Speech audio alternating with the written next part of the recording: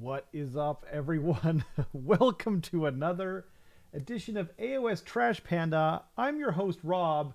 With me, as usual, is Carson, but he's just not here. He's not going to be joining me, but he's somewhere. So he's in the same city as me, I think. How are you guys doing tonight? Sorry, this is going to be probably a shorter one because this is never easy for me to do by myself, but hopefully you guys will keep me entertained. There's a few different, interesting, fun news bits and stuff that are happening, but what do you guys think so far? While you're getting warmed up, getting those keyboards ready, thanks for joining us. I see Robin and Ledivicus here already. Appreciate you guys. We do have a rumor engine, okay? And by the way, how's the sound? I don't have anyone to make sure it was functioning. Like, I can see that it works theoretically, but sometimes it doesn't, It's a good thing I like to talk, right? But we've got a rumor engine. I kind of knew I was going to be by myself tonight, so I did, my first instinct was Soul Blight, just from Curse City. If you guys look at the some of the markers and different things, hey, sorry, it's so random. I'm just seeing Carson type in the chat, and I'm like, yeah. Anyway, I'm being heckled, even though I'm by myself. Someone get the hook, right? Yeah, dude. Yeah, I mean, I don't want to give you the wrong idea. For those just listening and painting, welcome. If you're watching this later, welcome. I'm going to be reading out the chat somewhat and be talking about some of the upcoming releases and stuff. But Ledivicus says, Rob looking all cleaned up and ready to go, like he's on some sort of respectable operation. Let me just rest assured. Let me rest you assured. No, I don't think that's what you say. Just to prove my point here, this will not be any kind of respectable show. Be easy. Rest assured. I think that's what I was supposed to say. Rest assured, I will have nothing to do with any kind of respectable operation. This will remain a garbage truck going down a steep hill out of control while I am a part of it. This I guarantee. I guarantee it. That's what the guy said from the Men's Warehouse. Okay? I guarantee it. Okay? So, we're going on to this rumor engine. Okay. I just want to say that I think this was a bad rumor engine. Okay? Look at the space between where the crow's feet are supposed to go. It's just you can see the divot. There's no gap between its legs, which makes me think that this is really small. You know what it might be, actually? It might be for Lord of the Rings, because this looks smaller scale. Honestly, it looks bad. Am I wrong? It just looks not great to me. The ravens are okay, especially the bottom one's okay, but they're pretty simple. You can clearly Seraphon. You can totally see both of those dinosaurs. That's true. Birds being dinosaurs. I don't want to step on your joke, but just in case. The heads look good. The heads do look good. The heads look good. Yeah, I agree with that. But damn, actually, especially the bottom one. But yeah, man, I don't know, they're really just the legs on that. Why did they even take the picture from that point of view? Now the hope here, if you look at the rock, this is clearly zoomed in, right? Because you can see the pigments on the paint, and unless it's GW metal paint that they're painting that rock with, which I doubt, I don't think, I think this is really small. That's why I thought maybe it's Lord of the Rings, because Lord of the Rings is a smaller scale. But yeah, it might be like a game piece. It does remind me of the pieces that come with Curse City. I was gonna point at it, but you can't see that. So yeah, it's probably Lord of the Rings, but maybe Ravenwing. Ravenwing, is that's the that's wait, Ravenwing. Remind me what Ravenwing is again, because that's not Dark Angels, is it? I'm thinking Lord of the Rings, like maybe. Yeah, I'm kind of blanking on my Lord of the Rings lore, but a bit like, because I don't remember crows too much in those books or in the movies really, but it's been a little while since I've seen them, to be fair. Anyway, I like, this is better than just getting like some kind of like the last week's one was arguably even worse, the Kroot gun or whatever it was, because it's just like, yeah, that's 40k. So but Dark Angels, cool. Okay, that's what I thought, but yeah, I'm more of a space puppy, Fenrika, dog loving kind of guy. Old World could be. I mean, Old World is technically 28 millimeter scale. Yeah, that could be. It is 28 millimeter, but I think Lord of the Rings is even smaller. I think it's like 24 millimeter. Someone correct me if I'm wrong. It's definitely smaller. They wanted to make it so that you couldn't use them in fantasy, essentially. I looked at using the wood elves from is it Lothlorien? In fantasy, and I looked them up and they were like way too small.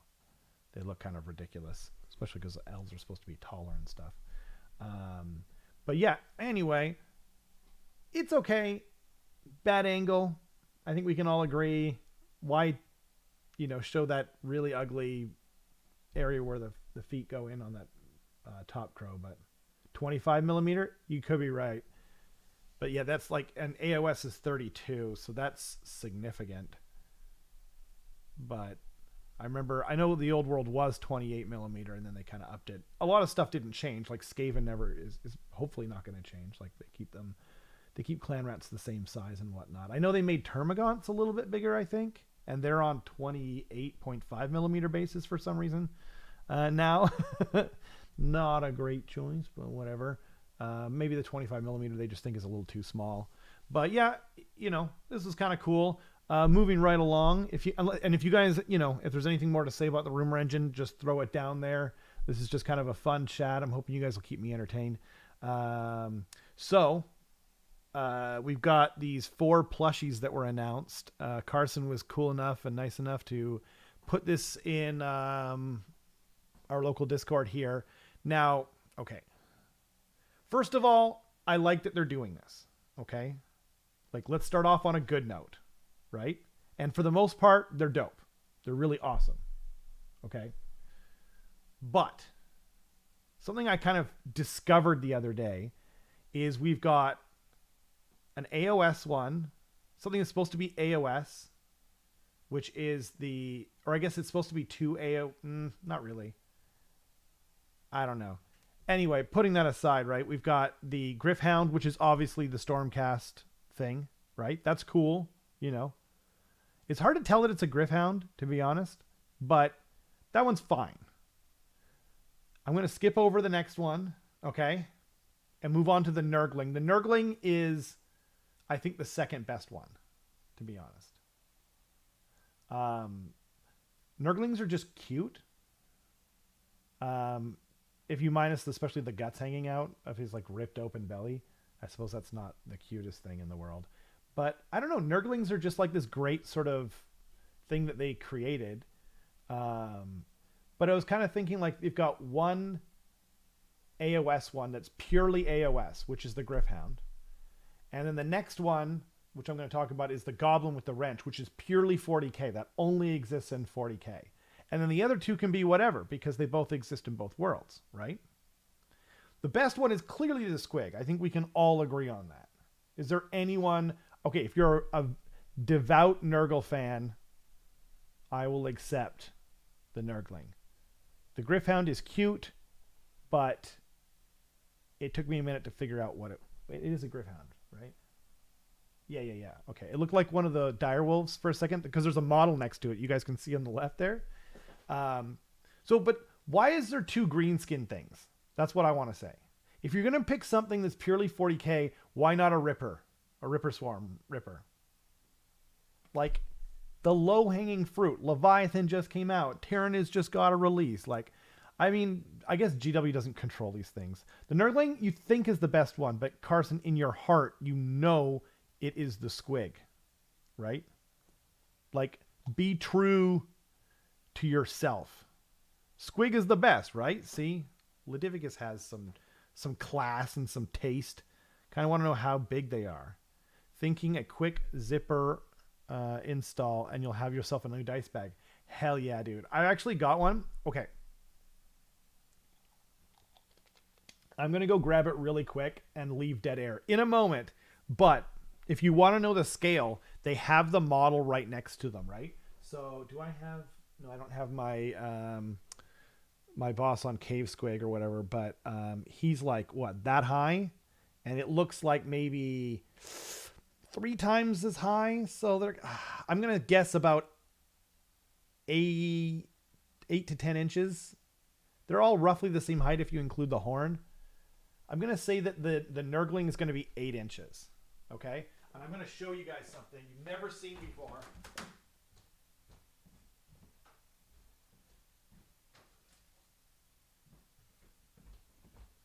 I don't think you've seen it anyway.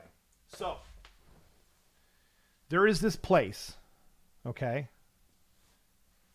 Too big for a dice bag? Maybe. I'm not sure. But I want to show you guys something that I don't think I've ever shown before. Years ago, way before I started this channel, I found this person on Facebook who makes like whatever you want. She just does like custom plushy stuff. She's from Australia, and her name is called Custom Cuddles. Okay, and Jason and I both, I don't know how, like, I think it was like that, like how, you know, like if you're with another addict, you feed into each other's addiction. And then it just kind of devolved from there. And I ended up getting a gray seer.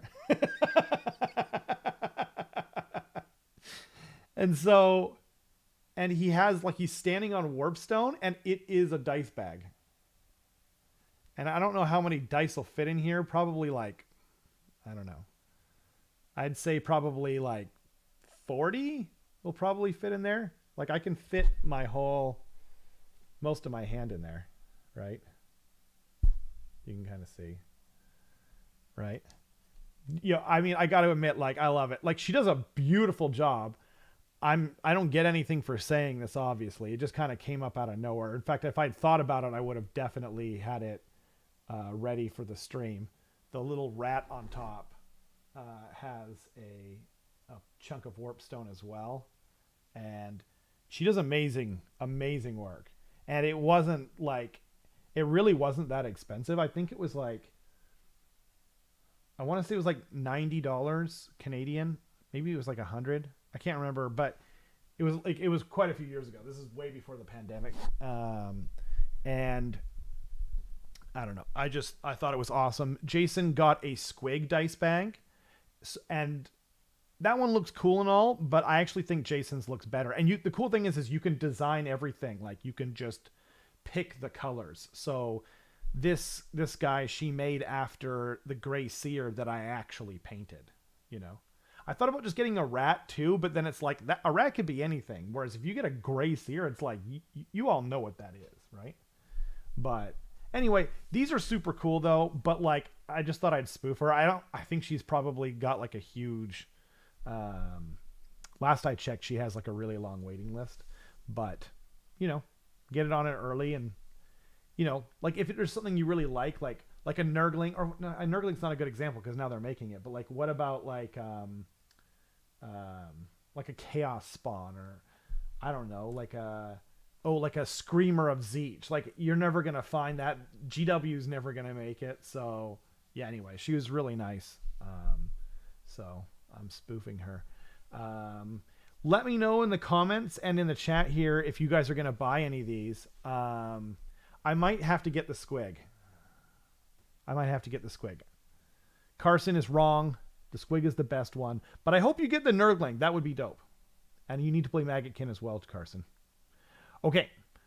Next on the news front, there is coming up for pre-order next Saturday, which will release on the following Saturday, which is like the 13th-ish, roughly in there. Maybe 14th, I can't remember. Is Death Gorge. So this is really cool. Warhammer Underworlds. I don't have anyone to split the Slaanesh side of it. So I think I'm going to wait for the individual warband to come out because but like, I love that Kraken so much. Like, the logo of the channel is a Kraken. So clearly I don't hate that kind of animal. I think they look really cool. I hope they're good in AOS. I haven't heard anything. Have you guys heard anything? I'd love to know if you've heard any rumors. I haven't seen anything at all. They did a preview for Underworlds, but I don't really care about Underworlds. So, actually, when I opened up, I closed it, I think. But, and the Slash guys are cool too. Like, they're just not my thing, right? So, let me know if you guys are interested in any of this stuff. And then they're re-releasing this Underworld starter set. All right, it's not really re-releasing it because these skeleton guys, they were like a side band. They didn't come with the main set. So, and I don't know about the Stormcast guys. If they aren't good when they come out, they will surely be good in the next Battle Tome. After they're out of production, yeah, for real, man. So, like, I'm definitely going to pick them up, but I don't want to buy the whole box and get stuck with the Slaanesh guys because I'm definitely not playing them. Not a single rumor for AOS that I've seen for those. Yeah, that makes sense. I mean, honestly, I just like, octopus, kraken, that kind of thing. It's like one of my favorite things in the world. They're my favorite animal, octopus rather. So, yeah, like, I'm really excited for it. I hope at some point they have like a giant kraken.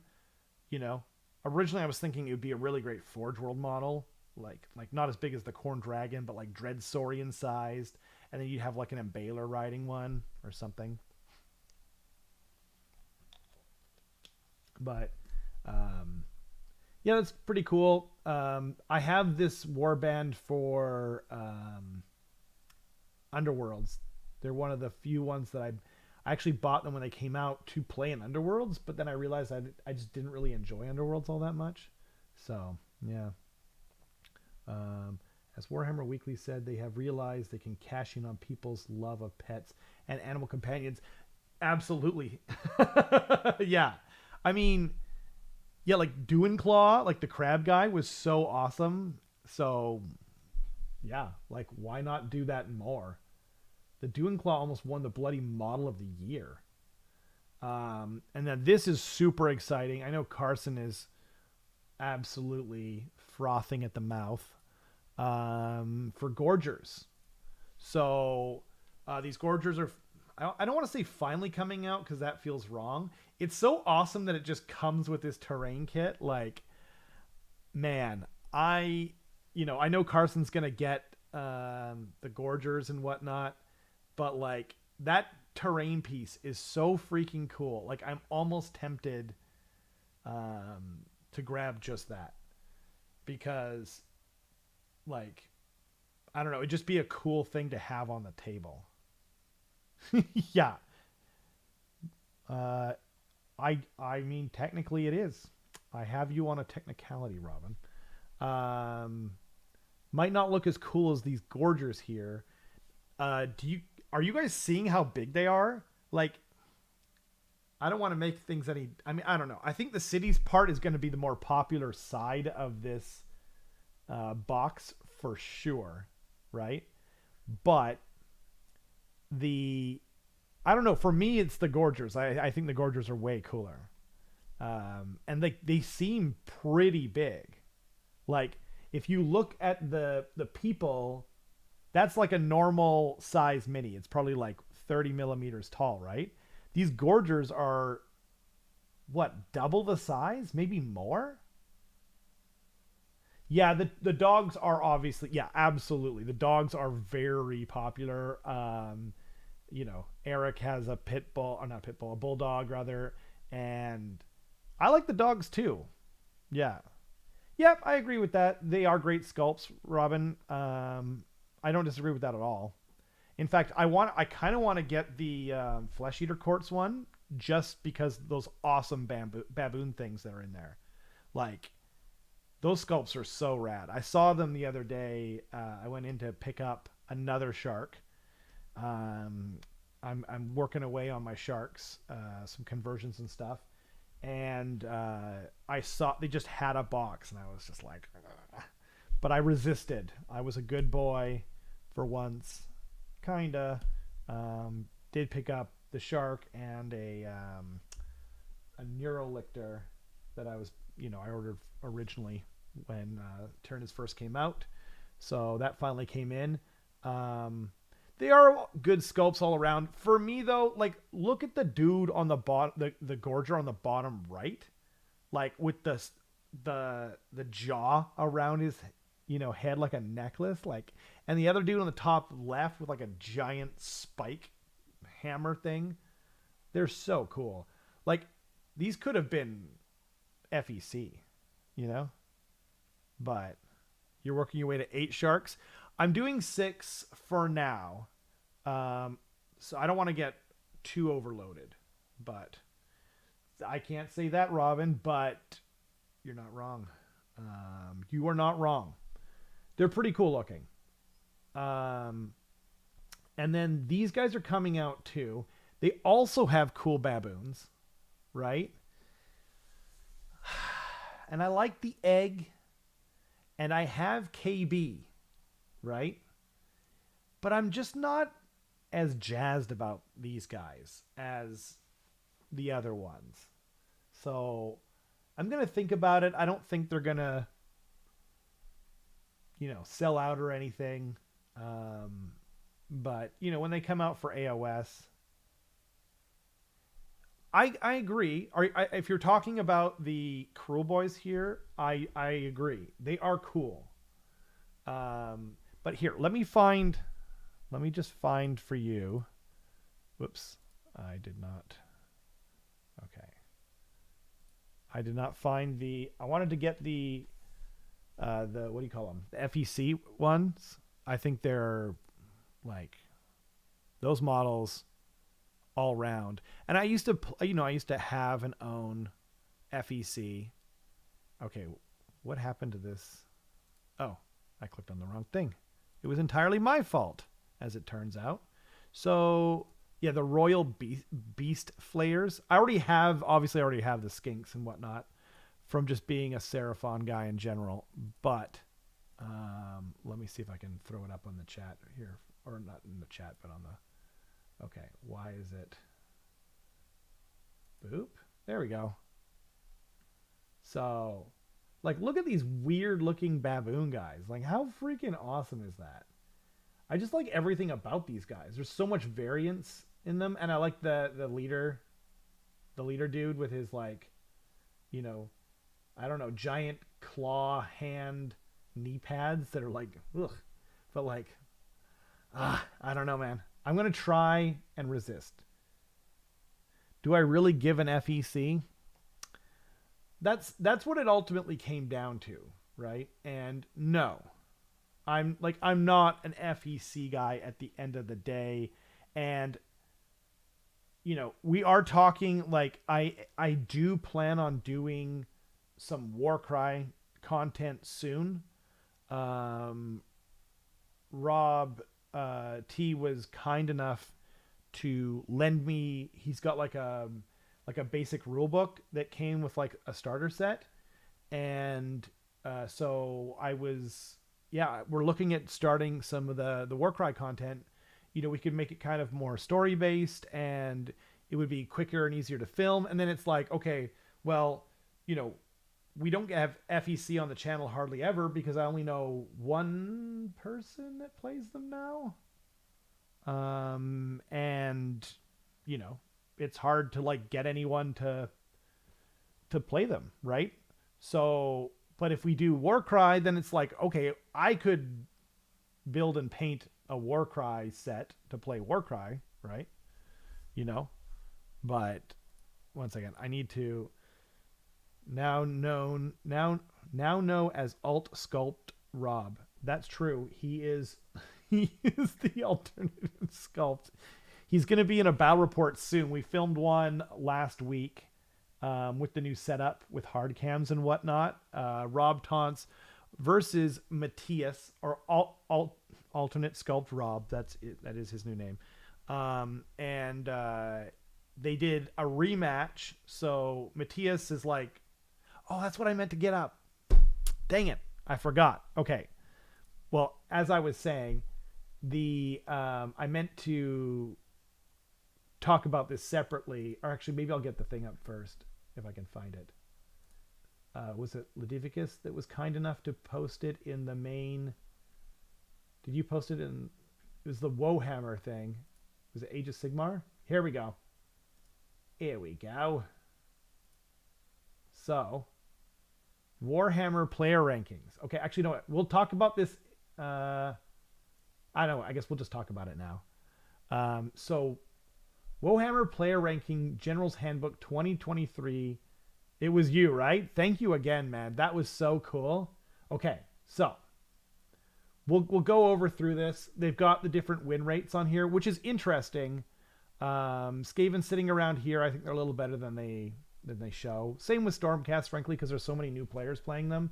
Nighthaunt, same thing. And then, yeah. I mean, nothing else is super surprising to anyone, I think. We're still waiting for these sort of numbers to drop after they were like double and or triple nerfed. And I think daughters are probably going to climb again. I think they're a lot better than they're showing. But so we've got you can't really see this super well, and it doesn't open up. But we've got Tren Kwok Kwong, number one player in Asia, with Seraphon.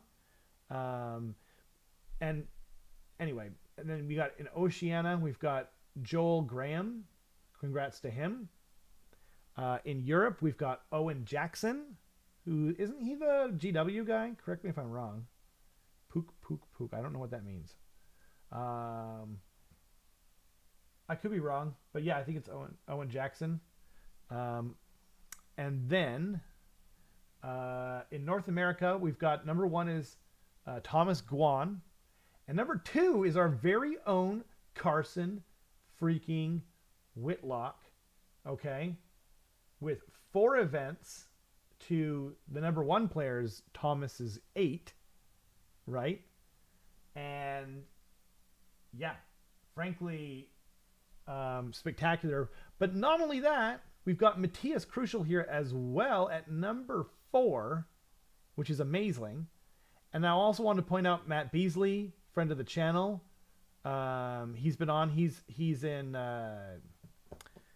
not in our group, but he's been on the channel, and he's a really good guy. So I wanted to shout him out. And then worldwide, we've got Thomas Guan, and then we've got Carson Whitlock, baby. And then we've still got Matthias Crucial here. Wait, can I zoom this in? That's as good as it's going to get. If you can't read it because it's a screen within a screen, then I'm sorry. But anyway, we still got Matthias. So Carson is number 2 worldwide. We've got Matthias at number 4 worldwide, so same as North America. And Matt Beasley, number 6. Owen Jackson, number 7. So, I mean, I don't know Owen Jackson, but anyway, rough. Just, I just put it out there because I think I recognize his name. Anyway, congrats to Carson. Congrats to Matthias. That's super freaking awesome. Oh, and congrats to Matt Beasley as well. And Thomas Guan. I heard he's a good guy, but I don't know him, so whatever, man. Okay, I'm going to zoom this back out because it's going to be like a problem later on. Okay. And now for the final topic. I don't know. We'll see how things go. All tremendously talented players. Absolutely Litificus. I'm sure they all deserve it. You know, this is a dice game and people think it's all about luck and list building, but it really, like, if you look at the consistency of the players that are really good, it really isn't about luck. I mean, that might shape one event, but it won't shape all of them, right? So anyway, so there's a Warhammer preview show coming up. So I wanted to ask you guys, what do you think is coming? Also, maybe we get a quick poll in the chat. Do we even bother to talk about Warhammer 40k and or Kill Team? Okay. Like, I need to know what we're doing. I don't have a magic 8 ball. It is the will of the chat. I did not lie, Robin. Okay. I'm being accused. There is libel in the chat. I didn't say that we would do Deepkin on a specific date. I want to talk about the Deepkin. I'm in deep with the Deepkin. I've been playing them since they first released in April in 2018. I have a deep and abiding love of the fish. You don't have anything to offer on 40k? Yeah, same. I mean, that's not totally true. I actually, okay, because I'm flying solo and I can just, you know, I'll just kind of extol you guys a little bit or whatever, talk about. So I played, I think I told you that I played my first game of Kill Team, or not Kill Team, 40k, good Lord, I'm slow today, a few weeks ago. And I didn't really enjoy it. I played my first game of 10th edition. I can't remember if I said that or not. I've been playing 40k since the very beginning of 8th. I started getting into it at the very end of 7th, and then I got the starter set, and I bought Tyranids just before it came out. It is a bit of a tangent. But it's, I don't know, like, some of you might be thinking about getting into 40k, and so I just thought I'd talk about my experience real quick, just in case. You know what I mean? So I really love Tyranids. So when Leviathan came out, I was like, well, they're my favorite army in 40k. So I definitely want to get in. I want to get the box because once it's gone, right? So, and I loved 8th edition. 8th edition was my favorite version of 40k they've ever made. I think 9th edition, the rules were a little bit better, but the codexes were whack. And anyway, so 10th edition came out. I wasn't like super excited because I went over all the different rules and stuff that came out, and you know, I know what's going on and everything, but I wasn't super jazzed by the changes they made. And so I didn't play it for a while because I've got the channel and it's mainly AOS here. And so but I did play a game a little while ago. I played my first game of 10th versus World Eaters. I got absolutely stomped into the ground. And I didn't enjoy the game. Played against a lovely opponent. You guys might know him. His name's Andy. Not Andy Selwood, but Andy. We call him Chaos Andy. He's another Andy. One of the nicest guys ever. Always a pleasure to play against. But I wanted to figure out whether or not I didn't really enjoy 10th edition or whether I just got stomped so badly, so maybe it skewed my view on it. And so we played again. The first time it was on TTS as well, and that was part of it too. I was like, I don't really like TTS. So then he came over last weekend and we played, and it was a fantastic game. It was as tight as it gets. We killed, like, both of our armies were dead it was looking like his game, and then my Hive Tyrant went in and like murked his Demon Prince, which on paper shouldn't have happened. Like we did the math on it afterward, and there was no way he should ever do that. He got to fight after, and then he left my Hive Tyrant on 1 wound, but it was an extremely close battle. It came down to the wire. The points were like all the same the whole time. The amount of units and points that were on the table, like the whole time. I squeaked out a win by killing off his last unit with a unit of Zoanthropes. So I got very lucky on the dice, but it was a super like good game. But I was just kind of going like, even though this is like as good as it gets, I don't think I really like 10th edition. I'm probably going to give it at least one more shot. But as it sits right now, because I was thinking about doing it on the channel, like it's good for the channel to, like, I know that the algorithm kind of messes with you if you start doing different stuff, but frankly, I don't think I'm getting a lot of help from the algorithm from YouTube, because like my new subscriber count is like lower than before each month, and I'm not like, I haven't been making as many battle reports but that means that it's not, the algorithm's not doing anything for me as far as I can tell. It's not like they're just recommending me and then I'm getting new subs. It's like if I make new videos and post them, then people are like, oh, this is an army I like, I'll throw him a subscription for that, right? So that's kind of what I'm thinking. Let me know if you guys have played 10th edition in the chat, in the comments. I'd really be curious to hear what your thoughts are. Maybe you could help me figure out why I'm not enjoying it as much, even when I have a good game. A lot of it just seems like it's funny because they said like simplified, not simple was their whole tag for the for this edition. But like to me, it's kind of convoluted in a way. Like my Hive Tyrant can do a free command once per turn, I think it was, and then, but now it's like only on battle tactics, and it's like, I don't know, like it just seems like it seems needlessly convoluted to me. And yeah, I don't know, I just didn't really enjoy it that much. There's a couple things that I do like I do like the idea of heroes attaching to units, but then also like apparently all the attacks get rolled at the same time, so you wound the hero that's embedded in a unit just as easily as the unit itself. And I don't know, man, like it was kind of poopy, I thought. So didn't really enjoy it, but yeah, I would love to hear your guys' thoughts. You refuse what? I do not understand. So with that said, the Warhammer preview is coming up in a little less than 2 weeks. I am obviously very interested in Age of Sigmar and I am interested in the Old World. What are your guys' thoughts for what's coming?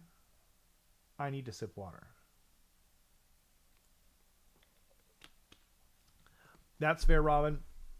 I mean, if you should only really play a game if you're curious about it rather. And looking at the rules, I was like, I don't think I'm enjoying these things. And I don't regret buying the models, by the way, because the models last forever.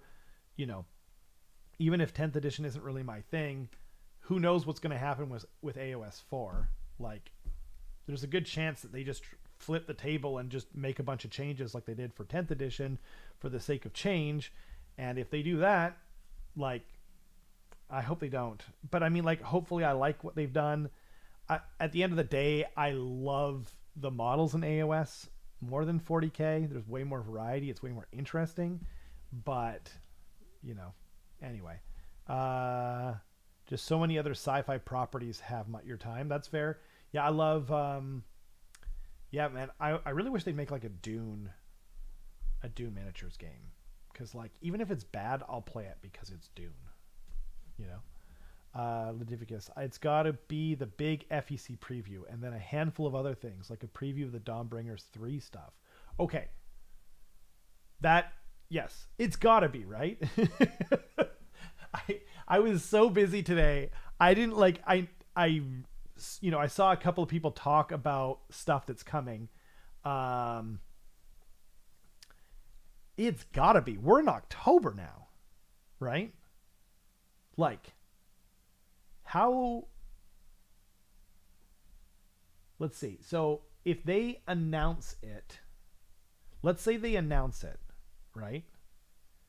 The earliest it's going to come is November, right? Actually, probably not even then. Maybe December? I don't know. I mean, it's also possibly like been kind of saving stuff. Like it's weird how some stuff like the Gorgers, it's I don't know, I could be wrong, but like they were announced and shown what feels like ages ago now. Maybe it's just because it was hype. And then like other stuff like the Space Marines, they were shown and now it's like they're coming out, baby. Like they come out before the Gorgers do. And we saw them like pretty recently, right? So oh man, who knows? But that I think that makes sense, right? Maybe a box and then like the full meal deal comes in December. In ninth, I had an army of Scions and Valkyries. They nerfed your army out of... Oh, that's too bad. For the 20th in the reveals, and they killed all your want to play Thousand Suns. That's too bad. I mean, Thousand Suns are cool. Even if they're all dust and whatnot. You know, right? It's all... If it's all produced and ready to go in November, probably the best case scenario. Yeah, I feel like that's probably true. And then... So, what is Dawnbringers 3 going to be? Right? So, the first one was Gets, FEC, what was it again? It was, Fire Slayers? I can't remember. Clearly not that exciting to me. What was it? I don't even remember now. Kind of a mixed bag. Oh, it was Nurgle. It was the guy on the horse. Harbinger of Decay. I think that's his name. So then the last one was like Destruction, the update book. Except it had KO as well, I guess. But yeah, I remember in the story of Dawnbringers, they did talk about FEC, like they're like a main player. So maybe FEC comes out and then the Dawnbringers 3 book has like other death stuff in it. I don't know. I won't be covering it because it's going to start at 6 a.m. my time on a Saturday. And so we'll talk about, I won't cover it live is what I mean to say. We will definitely talk about it on the show, and maybe we'll do like, maybe me and Carson could like react to it after the fact. But it'd be cool. It'll be cool to, you know, I'm looking forward to it regardless. And then what about the old world guys? Like, what do you think? Like, so a while back, we heard this like rumor. There was like a supposed leak about the army boxes. Let me see. I might be able to pull it up. I can't pull it up if it's going to show because I haven't talked to the person and asked whether I can show this stuff and or whether they care if it's them. But so they did, like, there was like a leak or preview kind of rumor thing that we were going to get a Tomb Kings box and a Bretonia box. And I was recently shown a like what might be a like another leak, and oops, darn it, I need to do that, and then open image in new tab. Okay, so the supposedly the Christmas box sets, and I can't I can't show. I don't want to show this just in case, you know. But I was sent like a screenshot of someone with someone's, you know, with what looks to be a kind of preview. Whoops. Okay. That was close. I almost accidentally showed. Wait, what's going on? Why did it do that? Okay. There we go. Okay, we're back. I thought I lost you guys. So for 40K, I'll start with the least interesting thing. I turned out the lights. I see dead people. Because you'll see in a minute, but it looks like, okay, I'll start with the thing that I already kind of talked about, which is the Old World. It looks like Old World Bretonia, Old World Tomb Kings are two of the box sets coming. So so we heard that rumor way back when, and then I got like a thing, and it looks quite reliable. Also, there was that sort of, what do you call it? Like, I think they're going to announce the Old World on the 14th, and basically have like some kind of starter set of some kind. I don't know. And then I think that there's going to be Battle Force boxes, and one's going to be Bretonia, one's going to be Tomb Kings. Both are not armies that I'm interested in whatsoever. In fact, like, the biggest mistake so far to me in the Old World is that they are not including Skaven or Seraphon in it. And I know there's like whole sorts of reasons for why they're doing that, but I think they're two of their most popular and original IPs, and I think it's a huge mistake. But putting that aside, right? We all know I'm biased as hell.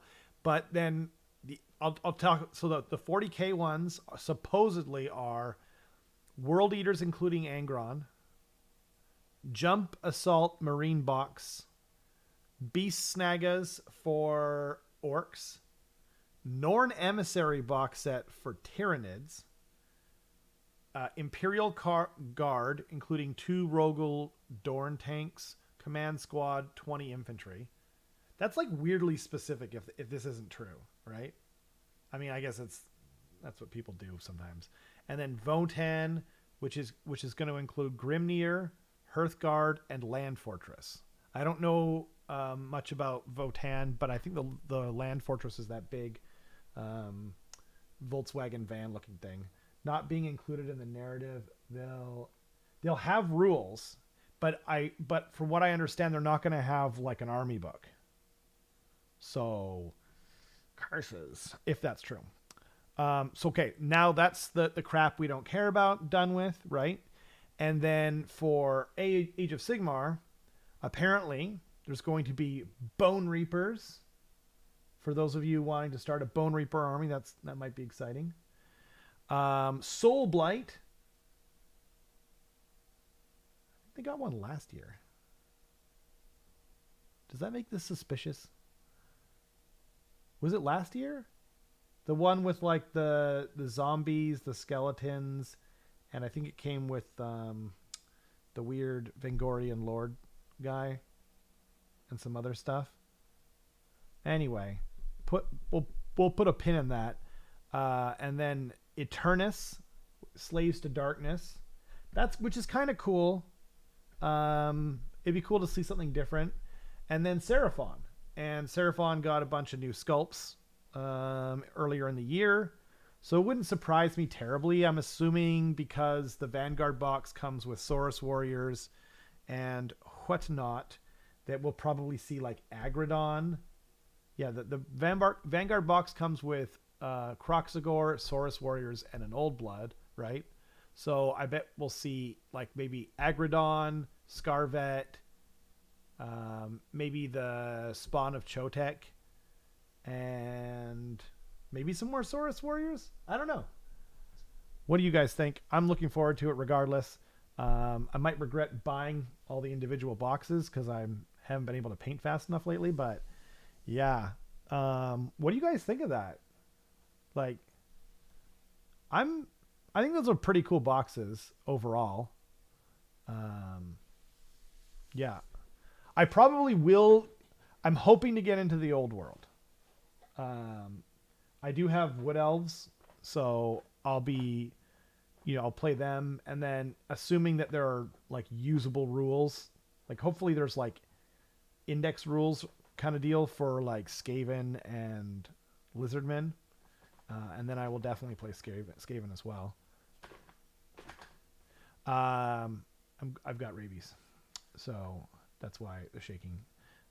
Just the 4. Yeah. So, okay. That's the other thing. I don't remember. Ladificus brings up a fantastic point. It was something I meant to check, and then I went crazy and I had rabies. But he said just the 4. I think this is what happened last year, Ladificus. I think there was 6 40k for AOS, but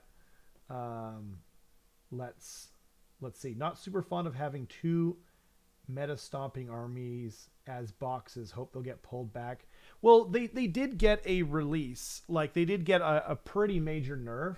And these new statistics that I can't find now, apparently I put them away. Those are like pre-nerf, right? So there is a possibility that OBR will kind of stay up and or maybe even get even better with the change to Mortek Guard. But putting that aside, yeah. Last time you regretted buying all the individual boxes was back in first edition, buying Stormcast in boxes of 5 for 85 US. Australian dollars. Next CEO took over and they were boxes of 10 for 105. Oh my God. That is wild. That is crazy. Poor Australians, man. That's so nuts. Yeah, for the Seraphon stuff, I was cranking through them pretty good. But I'm really enjoying painting them. I just finished my what's it called? This guy, the Scarvet on Agradon, and the this guy here, coming soon to a battle report near you, hopefully. But I'm hoping to get more Agradon done because they're just so cool. But I also want to paint Croxagore, and I've got sharks on the thing. I'm working on a Vermin Lord, and I just picked up a Bellacore for like 50% off, right? And so he was incredibly cheap, and I want to paint him, but like I don't really have enough of my Zeech army ready to, and it's the only one I have that I can even use him in. So it's just kind of like I don't know what to do. But damn, $85. Could be worse. Could be in New Zealand. Is New Zealand worse than Australia? Okay, I need to get to the bottom of this. So let's. How much does this show the price? So there's $70. The Royal Beast Flayers are $70 Canadian. Okay. Now we're gonna switch it to Americana. Why isn't it showing anything? It just went dark. Can you? No. Hope the internet's not going out on me. Here we go. Let's find the US to set the metric. Really, Keith, that is brutal. Way worse. Jeez. Okay, so it's $60 American. Canada doesn't feel so bad for that. And then actually, I guess UK is important too. Where's UK? £35. So it's half of Canada. That's pretty much what it's been in the past. It's kind of crazy though, isn't it? I mean, I know the pound's worth more, but I don't think it's double. Anyway, now drum roll, everyone. Where's Australia? Boop. $98. Good night. Okay, Let's CAD to AUS conversion. Okay, so the Canadian dollar is 1.16 Australian dollars right now. So yeah, that's still pretty crazy because 70. Where's my calculator? Calculator app. 70 times 1.16 is 81. It's not 98. Oh my god. Even if you inverted those numbers, that's crazy off. Holy moly. I mean, I know Australia is like a continent on its own, and the reason Canada isn't too much more expensive is because all the stuff from Canada it's all from Tennessee in the States. Like they ship all over North America from there, and apparently saves them a lot of money. But still, I'm not making excuses, but like, because that's wild. Like that's not even ballpark, right? Oh my God. Okay, wait. We're gonna go to New Zealand now. I'll read your thing out in just a minute, Warpstone. New Zealand. $115. What? Okay. Now I need to figure out what's the, oh yeah, there we go. 1.24. Okay. Let's do the math, everyone.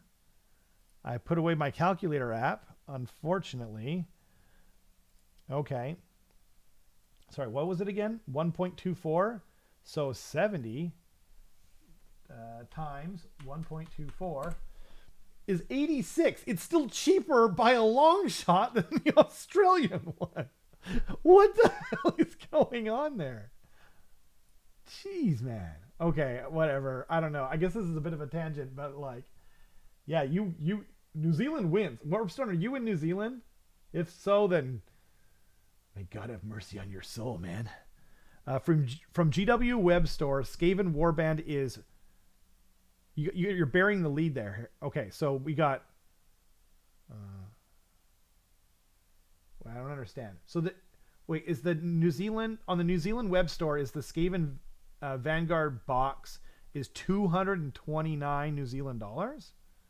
Which equals 135 USD IC, or 192 Australian dollars, or 121. I'm not sure. Oh, I see that 192 Australian dollars equals 121. Anyway, in the UK, the Vanguard is 85 pounds, or 103 USD. Wow. And from the US web store, it's 140. Whoa, that is wild. I heard a lot of people just order it from the UK and then get it shipped to their respective countries, and it's just way cheaper to buy stuff and just get it shipped. You just get more at a time. Either you want enough to justify paying for, or you can't, so you don't. Yeah, I mean, that's fair. I heard, I don't know if this is true or not, but I heard that GW bases their prices apparently on like what the minimum wage is, which is kind of wild. But I don't know what the minimum wage is here anymore either. So I don't even know how to like compare that, but yeah, it's pretty crazy, man. Hopefully they figure it out. Like the real hope is that, because realistically they just charge what they can, right? So at a certain point, people are going to go, no, right? And hopefully as 3D printing gets better and cheaper and everything else, it's going to kind of force them to do something about it, but we'll see. They justify their prices based on what we can get away with. Absolutely. I mean, and that's just the nature of things, right? It's interesting.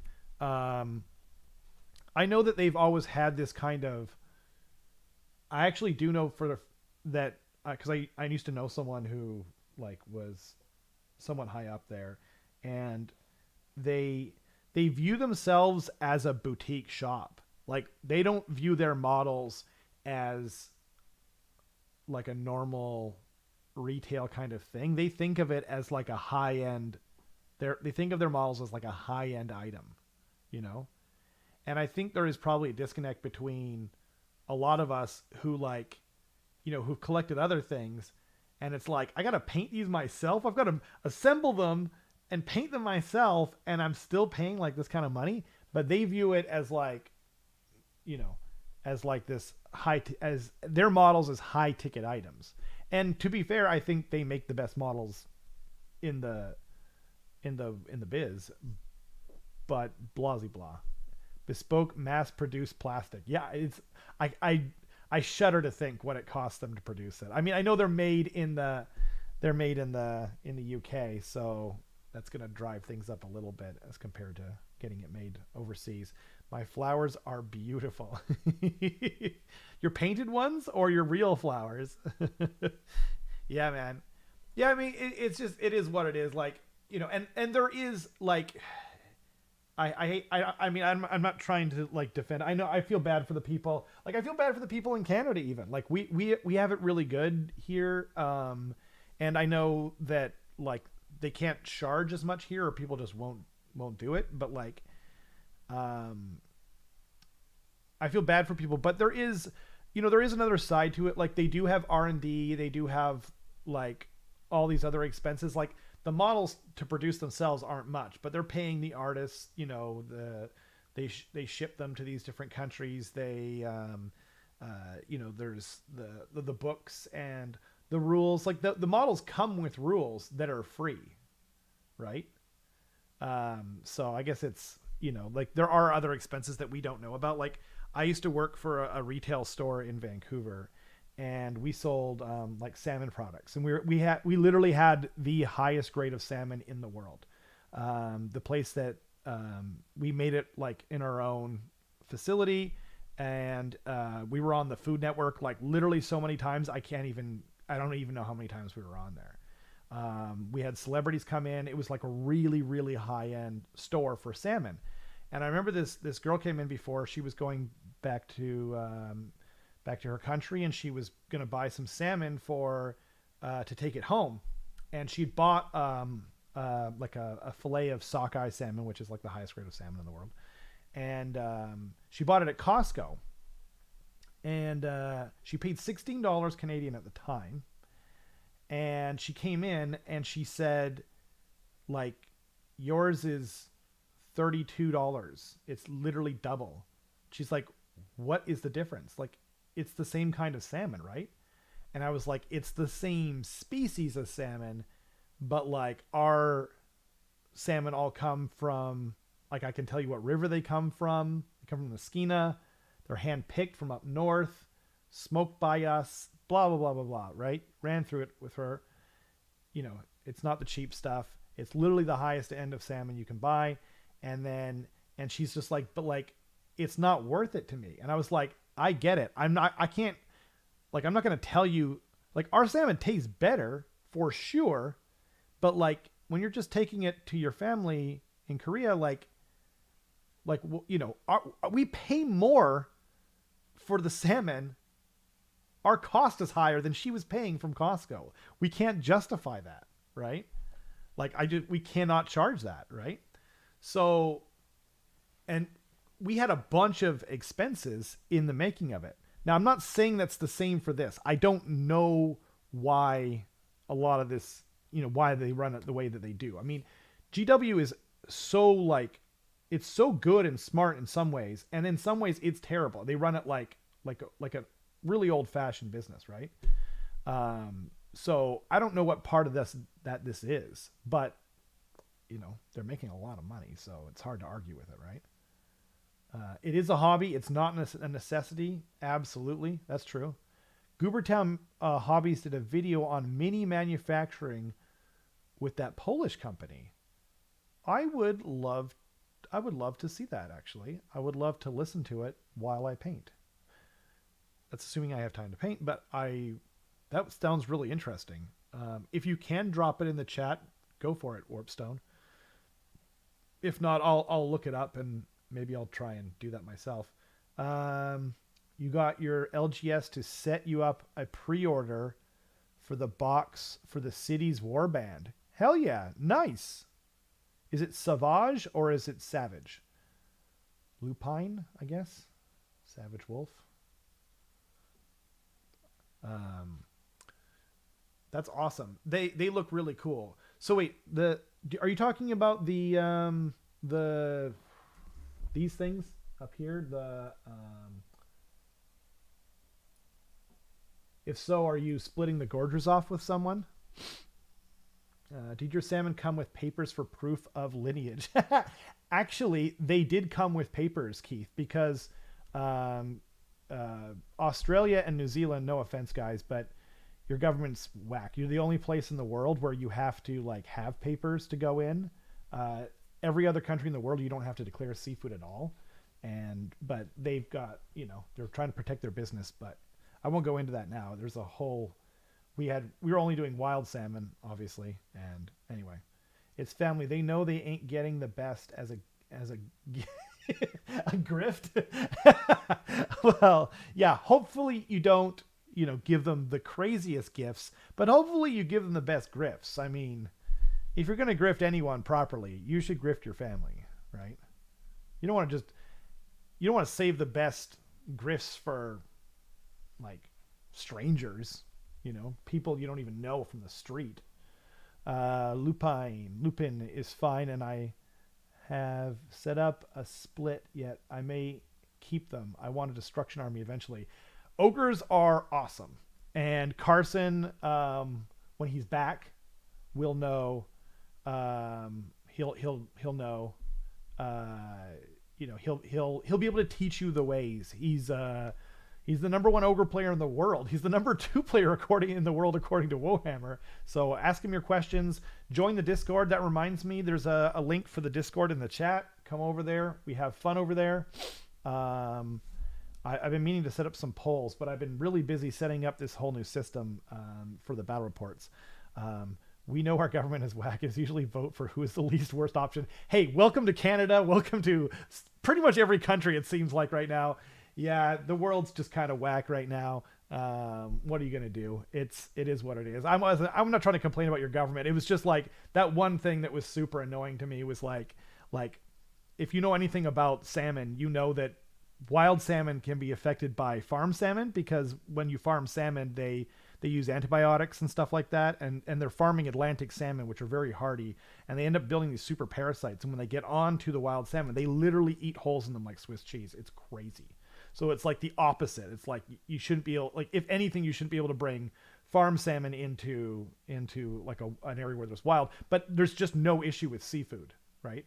Like the ocean is open. They can go over there. It is what it is. I got into my tangent despite my best efforts. Weird they bundle a Mulder novel in an ogre box. Oh man. Actually, you know what's crazy is a long time ago, they had, I think it's in one of the Thankful books, but I can't remember. It's been a wee while since I read it, but there was like this Mulder-esque like hell pit thing that they made for like tunneling and whatnot, and it was so cool. Like it sounded so awesome and terrifying, and it did make me think of like the Sarlacc or something like that from Star Wars. At least we get a vote. It could be worse. Absolutely, it absolutely could. If you holiday in Australia, feel free to complain about our government. It will help me fit in. Yeah, same here over here, man. Come over and just complain. I love cities for the castle army play, but I love the Stonehorn. Hell yeah. The Stonehorn are what I almost bought ogres because of the Stonehorn. And I like the mammoth too. What's it called again? I always forget this. Tusk? I don't know. Someone will tell me. I'm drawing a blank. Australia.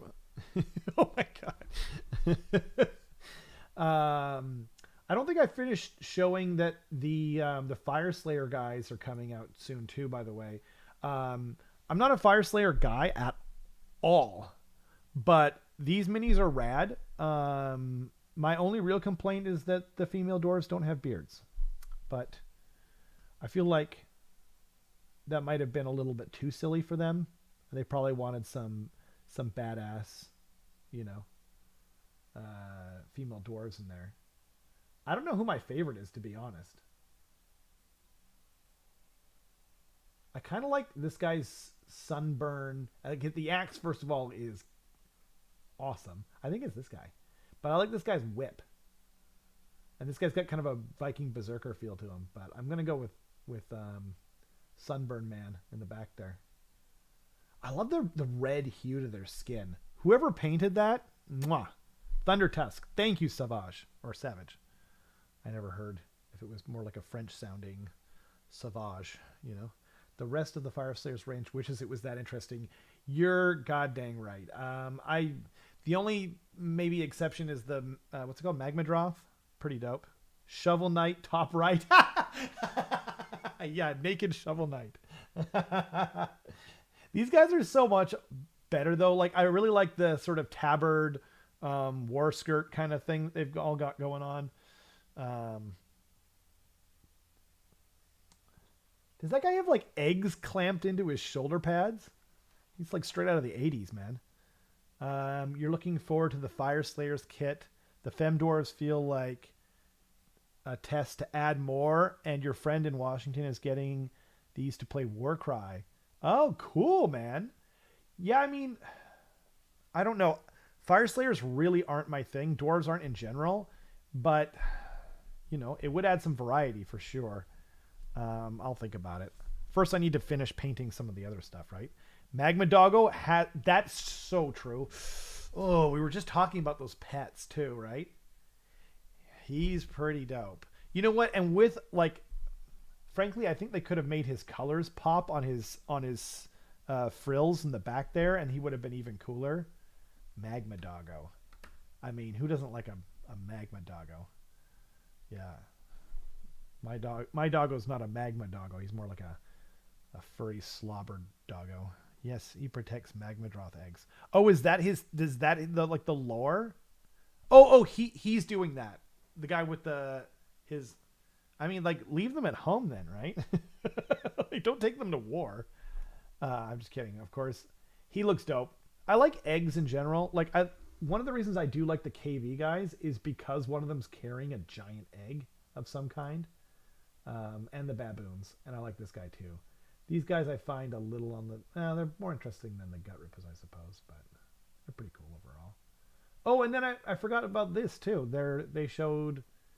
I love this. But I don't know if it's willing to buy... It's not willing to buy this whole set. Unless it's like way cheaper than any of the other ones that have come out so far. Because it's kind of small, right? All but guarantee that Magma Doggo will look 10 times better in person with a different paint scheme. It's so weird, right? Like some things, like, okay. The Death Leaper, I thought looked really cool. And then I got him and I was like, this is the coolest 40K model I've ever seen. It's funny what, like, a bad picture and not great paint job. I mean, I don't know why, but they've got like what's it called? Ard metal style or whatever they call that. Heavy metal style, I think it's called. That they're sticking to for some reason. But like, I don't know, man. Sometimes it looks really good. Like here, I think it looks pretty good, but it's not always. I'm not repeating that, Robin, but people can check the chat they want to know what he said. It's not a prairie, but an ogre. I'll leave that for later. It's cool that we're getting more of like the Seraphon stuff though.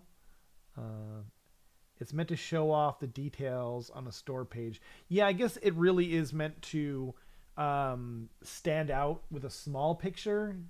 But like, I don't know, I feel like like, if you look at their picture of Be'lakor, I don't feel like it does show off the details as well as, like, a lot of the other ones that I've seen. Like, yeah, man. I've got Bellicor right here, by the way. Yeah. We'll see. I really want to paint him. It's one of the coolest models. I think, like, objectively, it might be the coolest model they've ever made. And I'm not into demons in particular.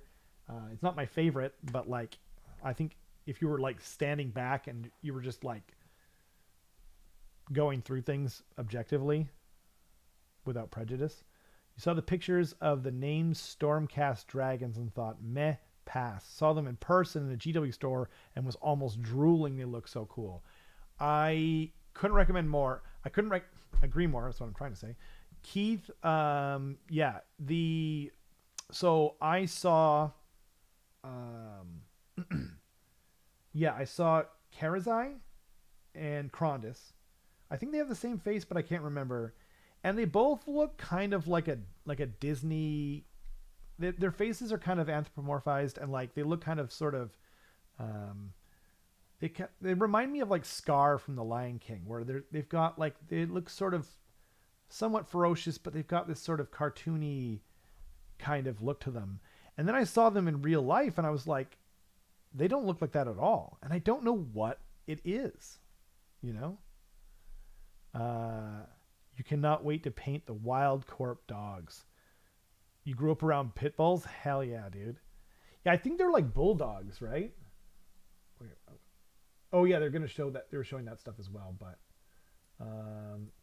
is that these guys, Savage? I think they're supposed to be bulldogs, but I didn't grow up around bulldogs, but grew up with dogs my whole life, and I love them. They have different faces, and you love Krondys. Cool, that's dope. I'm more of a Karazai guy myself. But Krondys, it's not the Krondys model, by the way, but Rob brought Krondys in that battle report that's going up soon. And Krondys is, like, I don't want to spoil anything, but his whole deal in that battle report is amazing. It's awesome, and it's hilarious. It's wild. Okay, Platinum Dragon and Obsidian Dragon. I'm confused. Platinum Dragon and Obsidian. I mean, I love black dragons. I don't know if you guys have ever heard of Temeraire.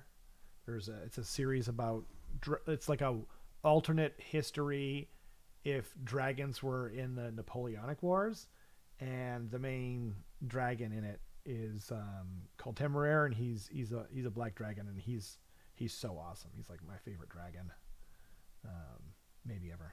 They're hunting Mastiff. Is that what they're supposed to be? Huh. That's pretty cool. I'm gonna like look up Mastiff because I am not. You're right. I think you're right. Although like the ones in these pictures here are they have a little bit longer snouts. Maybe they're like a combination, eh? Because one of them definitely looks like more like a bulldog. Or here, I guess I can put this up on the stream. Did it go up? I can't see. Yeah. Boop. I guess, oh, like that guy. Yeah. I was getting mostly, yeah, even that. Huh. Shaman paint scheme for SE Dragons. That would be dope. Hell yeah. The Lion King parallel is intentional? Interesting. I never heard anyone say that before. Huh. You had to sell your SCE? Well, the good news is they're not going anywhere. I think you're right about the Mastiff, by the way. I'm now fully on board with Mastiff. I thought one of them was a bulldog for sure. You hear Karazai performs better if you sing Be Prepared.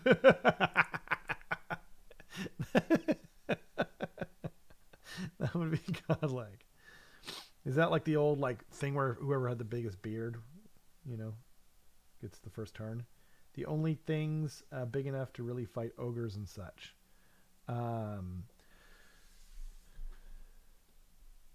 Yeah, I mean, Mastiffs are pretty big. Classic British thing. That's another good point. But I mean, like, bulldogs are another classic British thing too, right? Isn't it British Bulldog and French Bulldog? And the French Bulldogs are the little The little tiny ones. I mean, they're not. Well, they're pretty tiny. They're pretty small, especially compared to my giant dog. But how much do Mastiffs weigh? I know this is like completely and utterly derailing everything. How much do Mastiffs weigh? Whoa, yeah, that's big. Bull Mastiff is 50 to 60 kilograms? Whoa. Damn, English Mastiffs are even bigger. 68 to 110? Holy balls, that's wild. Spanish are even bigger? God dang. I don't think they look that big in the models, to be honest. Hard to be a sneaky huntress with all that snorting and grunting. And we're just talking about the players, right, Keith? Yeah, man. Oh, man. That's pretty cool. Evocators on celestial hyenas. That's a cool idea. Russian bear dog enters the room. Dude, so I've got a big Bernese dog, mountain dog, and he's normally like this big oaf, this galoot that runs around and just kind of like, you know, bull in a china shop kind of thing, right? But then this Irish wolfhound came out of this trail we were going on not that long ago, and it towered over him. Like, this thing was huge. And like, our Bernese is like bigger than most Bernese, right? It's not like as big as they get by any stretch. And he's not even as big as his sire, but he's quite large for a Bernese.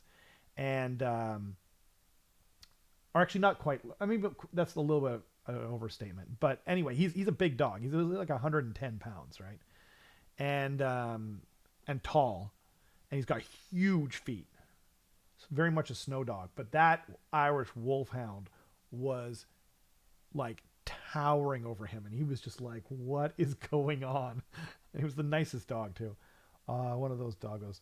Things break around them just from existing. Dude, he like, when he wags his tail, it hits the drywall and it goes like boom, boom, boom into the wall. Yeah, it like wakes up the whole house if it happens at night. Tibetan Mastiff? Really? Tibetan wins? Good Lord. What's the dog in the Dresden Files? Is that a Mastiff? Tibetan. It's like Google knew what I... Whoa, that is crazy looking. Whoa. Russian bear dogs hit 170 pounds? What the hell? Okay, actually, I guess I'll put this up on stream because there's no point in just me seeing this. You have a GSD. Great. Wouldn't be Pyrenees. Great something Dane? Maybe it's a Great Dane? Named Dog Meat? He's your buddy? That's awesome. If I'm a human in Gabor Gairan, I want a big ass Mastiff. You and me both, brother. Russian... Okay, this is turned into the dog stream, but I'm okay with it. Russian bear dog. How did it know? Google is definitely listening to me. What the crap? That doesn't even look real. I mean, she's clearly behind him there, but still. My God. Oh my God. What the hell? That looks like a movie. Oh my God. And my family complains about our dog being too big. Honestly, what? That can't be real. That can't be real, man. This looks like something like a cutscene from a video game, for God's sake. Jeez. Largest, Caucasian Shepherd. That's not even a... Oh my God. I kind of want one now, though. Oh, German Shepherd. Nice. German Shepherds are nice. I like them. Good guard dog. Gur or Gairan. Got it. That makes sense. We've used dogs to fight the darkness forever. Are you in Russia, Savage? That's dope. Oh man. One of these dogs looks like the wolf from frickin' the Never-Ending Story. Oh my god. Yeah, I know I've seen them before, but like I don't. Oh my god, that's wild. Look at this thing. That it looks like a demon dog. Oh, your wife is a dog groomer? Oh man, I wish you were up here. No one is accepting new clients here. I phoned every dog groomer in town because Bernie's like crazy. Like I was going at anyway. This is getting out of hand, I suppose. Man, this was fun, guys. Okay, before we go, they did show off. Yeah, that was the last thing. They did show off that they're kind of re-releasing some of these. Originally released for Warhammer Underworlds, these warbands all have rules in Warhammer Age of Sigmar and getting standalone release in gray plastic without their cards. The warbands are the Gore Chosen of Drom, which I think are... Oh, no. Wait. Yeah, I think it's these guys, right? Gore Chosen, Hexbane Hunters, which are these guys, also looking cool. Shadowborn, which I think are these. Black Powder's Buccaneers up here. The Cunning Crew, sure that's them.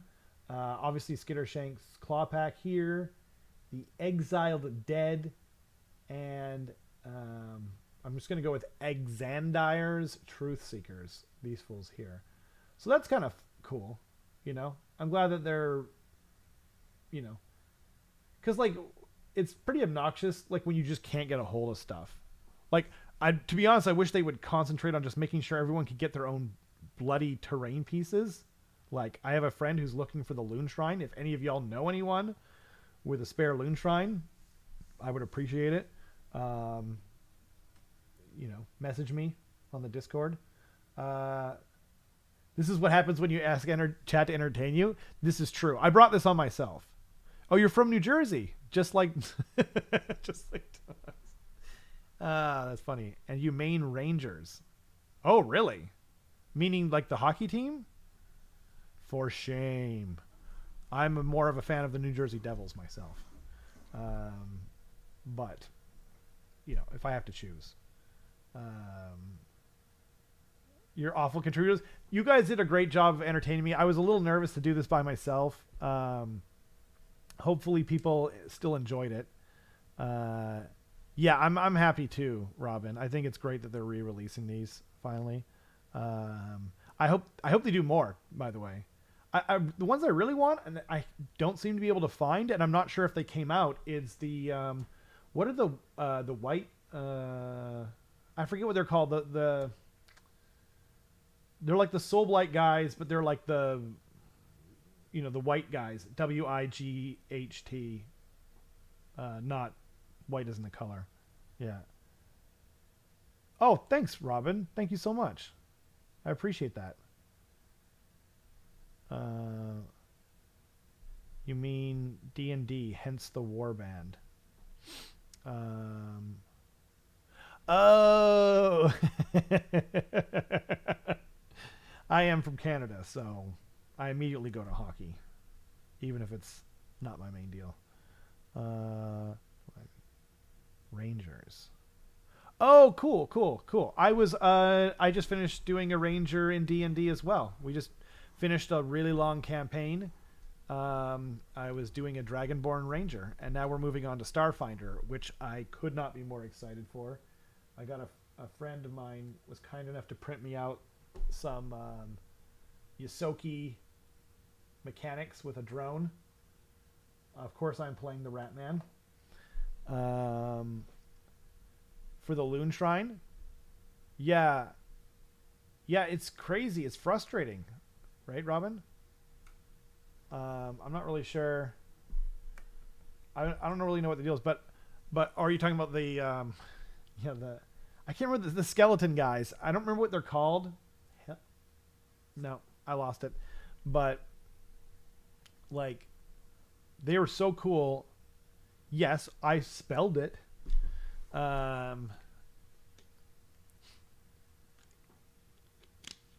But it's going to be good. But anyway, everyone, thanks so much for joining me. Thanks for keeping me entertained. I know it's not as interesting when it's just me by myself, but hopefully you guys had fun, and I put a smile on your faces. I know you put a smile on mine. The Starfinder is freaking amazing. Hell yeah. That's awesome, Savage. No, I appreciate you guys coming, Keith. Thanks for hanging out with me. I can't remember if we have a plan for next week. I feel like we do, but I could be wrong.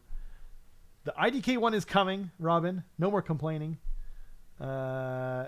Absolutely. Yes. And thanks so much to everyone for hanging out. Agreed. I hope you guys had fun. And with that in mind, if you did enjoy my nonsense, please consider subscribing and liking and commenting on the video, even if you're watching this after. I read them all as long as I get a notification from Google, and as long as I have some kind of response that I can possibly give, I always respond to all of them.